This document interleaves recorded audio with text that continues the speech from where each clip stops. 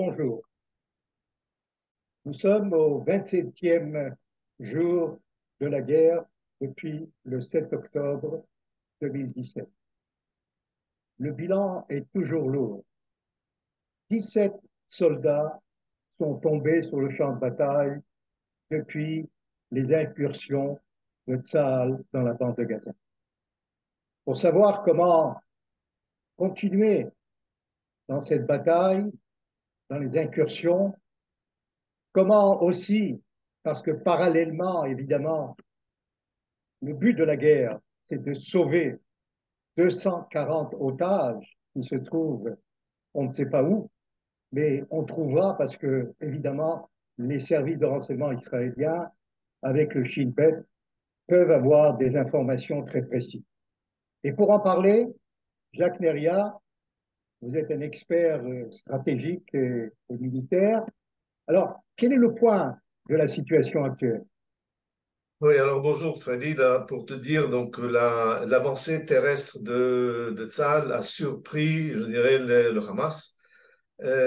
Tsahal, au bout de 5 jours, a réussi à encercler la ville de Gaza par le nord, par le sud. Donc, ce qui reste sécuritairement ouvert, c'est la mer. Et la mer, naturellement, est contrôlée par la marine israélienne.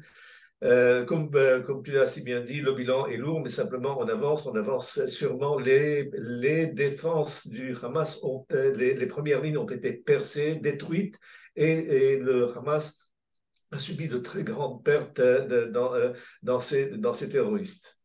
Est-ce que comment surmonter évidemment les tirs, surtout les tirs d'antichars, c'est-à-dire les roquettes d'antichars, comment faire, comment Tsahal avance avec cet obstacle majeur? Alors, pour vous dire, là, les chars d'assaut, les chars d'assaut, les Merkava 4 sont munis de systèmes de protection électronique qui sont tout simplement qui font la parade à tout obus qui se dirige vers eux. Et les chances, si jamais ce système est activé, les chances de toucher ce char d'assaut sont minimes. De l'autre côté, les transporteurs de troupes ne le sont pas. Donc, il y a une protection, il y a des couches protectrices, mais ces couches-là ne suffisent pas pour empêcher la pénétration d'un RPG ou d'un missile anti-char du type Cornet. De toute façon, ce qui se passe, c'est que l'armée israélienne n'avance pas que sous le parapluie d'un rideau de feu. C'est un rideau de feu qui est accordé par l'aviation, par l'artillerie et par les unités spéciales. Ce qui fait que finalement, on arrive au tunnel, et les tunnels, on découvre leurs entrées et leurs sorties et on les bouche. On ne rentre pas dedans. Et ce que les terroristes de Hamas ont compris, donc effectivement, ils sortent, essaient de se sauver. Il y en a beaucoup qui prennent la fuite, nous donne une idée de la démoralisation du Hamas. Et naturellement, on avance et on avancera. Oui, mais essayez d'expliquer, est-ce qu'on avance sur plusieurs axes, de quelle manière, sans rentrer dans les détails évidemment, mais essayons de comprendre. Est-ce que c'est par mer, par air, de quel axe on va au nord, on va au sud, on encercle donc la ville, comment ça se passe? Alors, comme je l'ai dit tout à l'heure, Tsahal a mis le siège autour de la ville de Gaza, Gaza City. Donc, on est arrivé dans les banlieues extérieures et puis on s'approche au fur et à mesure. On est à peine même moins d'1 kilomètre de l'hôpital Shifa, par exemple, de l'hôpital indonésien, de l'hôpital koweïtien, qui vont être attaqués parce que les terroristes ont trouvé refuge là-bas. L'idée est finalement d'encercler la ville et d'étrangler le Hamas. On sait que le Hamas survit dans une ville souterraine.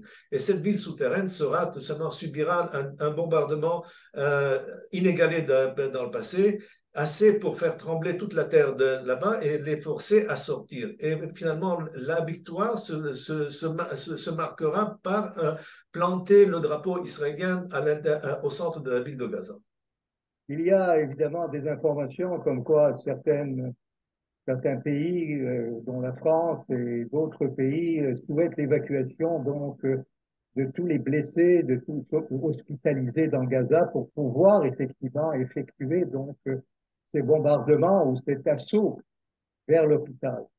Je voudrais rebondir un peu sur le front nord, parce que demain, on entendra probablement Nasrallah, on ne sait pas exactement ce qu'il va dire, mais il y a un autre aspect que je voudrais que vous évoquiez, c'est les factions palestiniennes qui provoquent à chaque fois toute la frontière nord.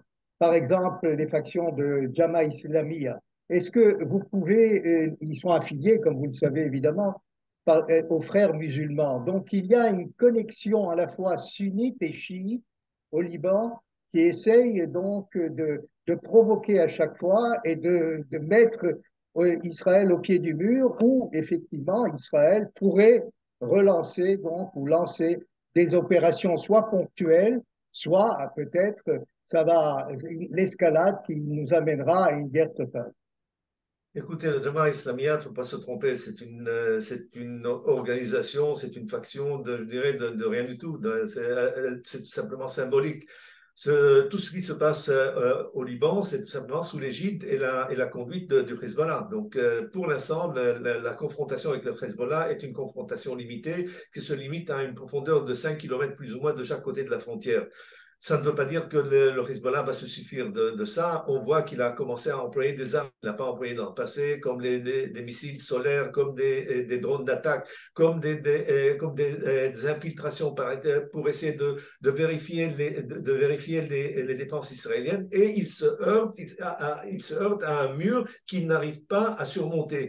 Et il est en train de réviser sa politique et sa tactique parce qu'il a déjà plus de 70 commandos, ce que lui appelle des commandos, dans les unités spécialisées, les unités anti-chars. C'est pour lui une perte énorme, ceux qui sont partis pour Jérusalem, comme il le dit. Bon, et alors, espérons que jusqu'à demain, il y en aura encore une autre quantité qui ira jusqu'à Jérusalem. Et naturellement, on ne peut pas s'attendre demain à quelque chose de bien de la part de Hassan Nasrallah. Il faut s'attendre à quelque chose de très belliqueux. Oui, écoutez, bon, évidemment, au moment où nous parlons, et on parle beaucoup de cette aide humanitaire, le départ de nombreux, on parle d'un million donc de Gazaouis vers le sud, vers l'ouest, et donc il y a des pressions internationales, comme vous le savez, particulièrement américaines, puisque le secrétaire d'État américain Anthony Blinken doit arriver donc vendredi. Mais au-delà de tout cela, je crois que le monde, l'opinion internationale oublie aussi qu'Israël se trouve, il y a beaucoup de déplacés, ce ne sont pas des réfugiés, mais il y a plus de 150 000 J'aurais dit déplacés. réfugiés, Freddy, je n'aurais pas honte de dire des réfugiés au sein de notre pays. D'accord, le peuple juif n'a pas aujourd'hui de réfugiés. Contrairement au monde arabe, le peuple juif connaît et sait comment chaque juif est à l'abri dans le monde ou à travers le monde ou en Israël, puisqu'il y a une autorité, il y a une armée. Évidemment, nous ne sommes pas dans les années 30. Mais cela veut dire que aussi il y a un problème économique en Israël puisque 360 000 réservistes qui forment 10% de la population active en Israël sont pas, l'économie est presque paralysée. Et évidemment, l'économie israélienne est très dynamique, elle peut se rebondir, mais dans le cadre de ces problèmes-là, nous devons aussi s'attacher et focaliser les problèmes humanitaires, les problèmes économiques, socio-économiques d'une grande population israélienne, au nord comme au sud, qui sont déplacées. Enfin, une autre remarque que je voudrais avoir aussi votre réaction, il y a un certain, je dirais, un certain expert en France du monde arabe et qui nous dit à la télévision française, un certain Gilles Kepel, qui nous dit à la télévision française, Israël n'a plus de crédibilité militaire. C'est un grand expert, vous comprenez? Alors il nous dit qu'il n'a plus de dire que la crédibilité militaire se fait aujourd'hui dans la bande de Gaza et on prouve par Mais là qu'Israël. il faut l'inviter à l'hôpital Al-Shifa, qu'il soit là-bas en tant qu'observateur. Il verra bien, je dirais, tout son corps va trembler ben, des secousses de l'artillerie, des bombardements aériens. Ça, si ce n'est pas de la crédibilité, c'est quoi? Évidemment. Alors donc, vous savez, l'opinion et la BBC et d'autres chaînes télévision, CNN et d'autres, font la sourde oreille à chaque fois qu'il y a que Israël relève le défi et relance donc des opérations après, évidemment, être agressé. Parce qu'il y a une certaine confusion entre l'agresseur et l'agressé.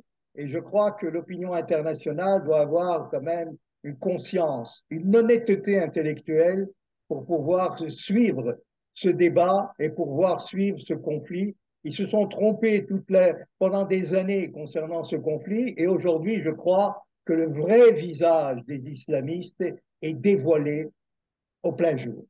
Merci Jacques Léria. Merci, Freddy.